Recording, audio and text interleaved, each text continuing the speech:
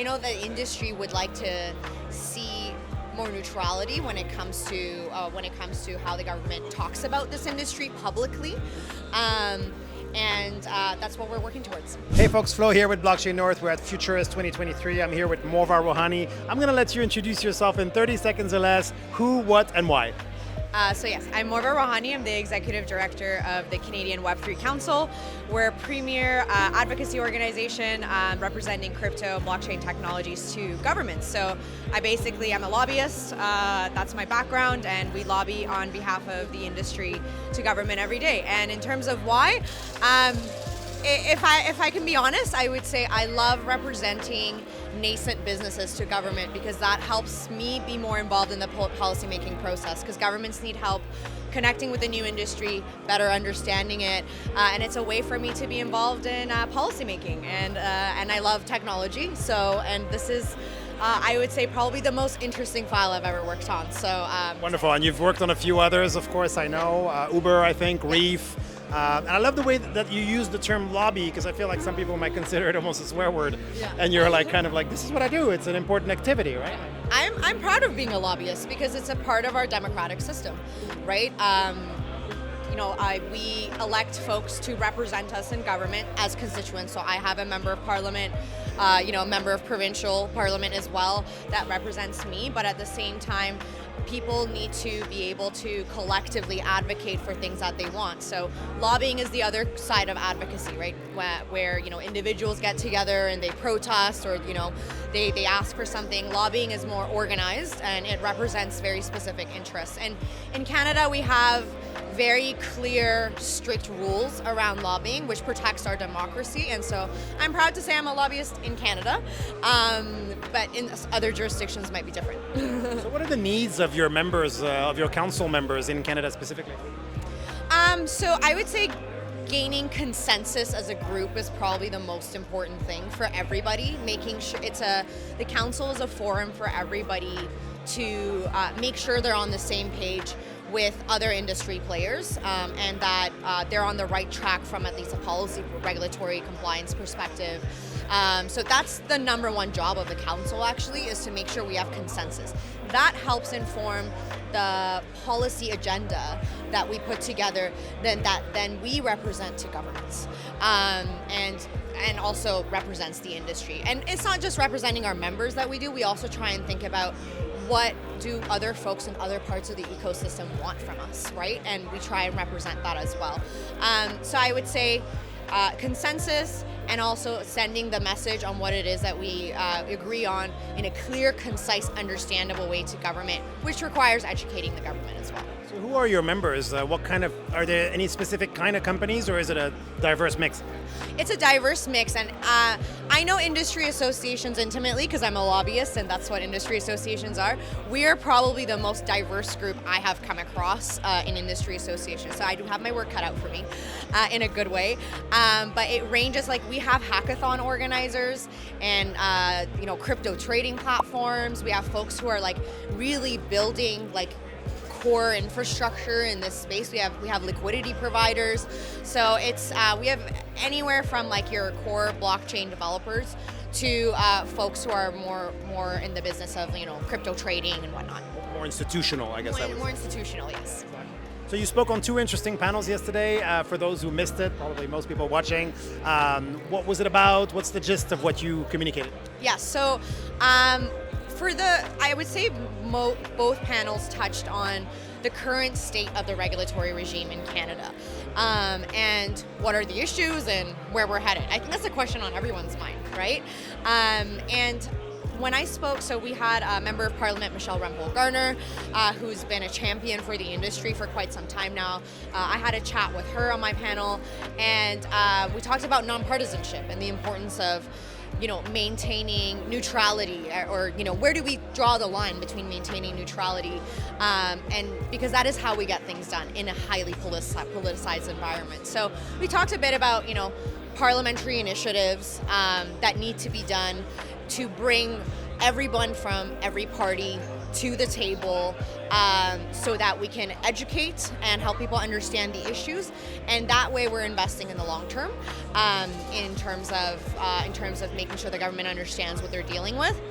And then when I was on the panel with other industry players like CoinSquare and Kraken and experts from KPMG, we are more talking about the issues. And the issue right now is that we do have a lot of agencies and regulators who have a lot of pressure on them to wrap their heads around how to regulate in this space when there's no policy direction from electeds.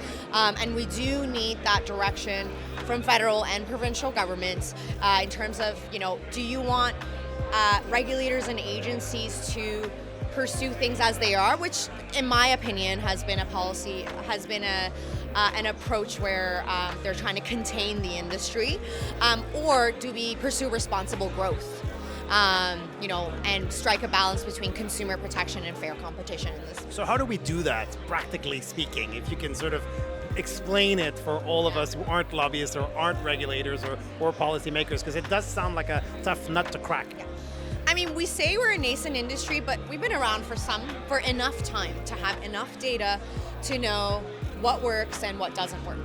And especially, the crypto trading platforms, these folks have, I would say, a great idea on, from a compliance perspective, what works and what doesn't work. So we're at that stage where I think we need to just have governments asking the right questions and industry providing the right input, and we'll get to a place where, and if everybody agrees on the overarching approach that we want to grow this sector responsibly while protecting the interests of consumers, then we can find the solutions. We do need to get to a place where we're thinking about how are these assets different and what is the bespoke regulatory solution for these assets. And I don't think that conversation has happened yet. Speaking of conversations, you're having a lot of them behind the scenes. I'm obviously not going to ask you to divulge, the secrecy of some of those conversations, but can you give us a sense of, how the federal government in particular, perhaps other levels of government in Canada, view crypto right now? Oh, wow. So I will preface it by saying the best way to know what government thinks of you or where they're at is to pay attention to the questions they're asking you. And I will say I am impressed with the evolution of those questions. We went from, they know more now, they're more knowledgeable now, they're more curious now. The tone is more neutral now, whereas before it was more apprehensive. So I would say we're inching closer to making progress. But that being said, it's politicization of the industry aside, Canadians in general are feeling very risk averse in this economy.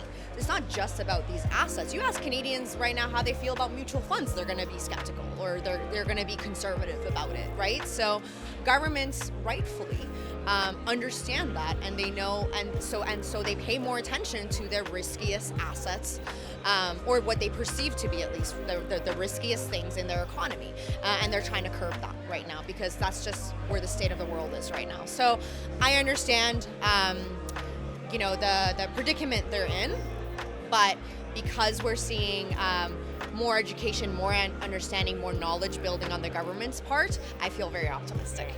I want to ask you maybe if you could give us a sense of the partisanship around crypto, because in the US it seems like after years of sort of very, very binary kind of polarization, we're now seeing bipartisan support for crypto. Is it similar in Canada, or is it still the Conservatives are more pro and the Democrats or the Liberals in Canada are more against?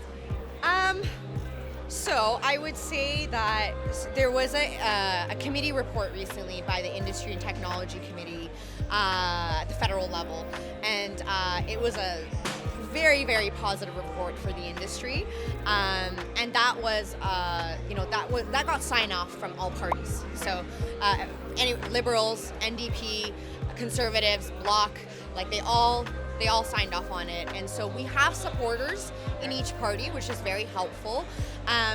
But I would say, has politicization tampered down? I would say no. We're not seeing that south of the border right now. But I would say we're still falling behind in terms of approaching the issues in a more neutral way. So I mean, I know the industry would like to see more neutrality when it comes to how the government talks about this industry publicly, and that's what we're working towards. Right. Yeah. The council issues some submissions quite regularly. Can you tell us about some of the recent ones, what they were about, and what are you trying to push for? Oh yes, this summer has been the summer of all submissions, and it's good. It's very good, and like I said, this means the government is gearing up its knowledge building and its capacity. This is the government capacity building to understand this sector better. When we launched last year, we asked the government to consult with us, and they answered by consulting with us. So, and on the international scale as well, we're seeing that. So we've seen 2 different consultations come out from OSFI, which is our regulator of banks in Canada, one on stablecoins, another one on basically like banks' exposure to crypto assets.